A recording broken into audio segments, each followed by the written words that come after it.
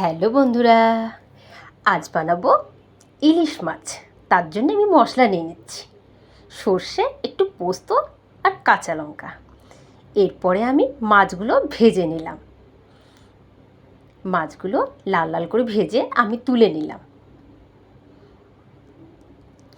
এর মধ্যে একটু সামান্য কালো জিরে দেবো। কালো জিরে দিয়ে কাঁচা লঙ্কা, ঝাল যতটা খাবেন ততটা, আর বেগুন কেটে দিয়ে দিয়েছি। দিয়ে লাল লাল করে একটু ভেজে নেব। এরপরে একটু হলুদ দিয়ে দেবো। এরপর একটু লঙ্কার গুঁড়ি দিয়ে দেবো। এরপর একটু নুন দিয়ে দেবো। দিয়ে আমি একটু নেড়ে নেব। নেড়ে ওই যে বেটে রেখেছিলাম সেই মশলাটা দিয়ে দেবো। দিয়ে আমি একটু নেড়ে চেড়ে বাটি ধুয়ে জলটা দিয়ে দেবো। একটু পরিমাণ মতন জল দিয়ে দেবো।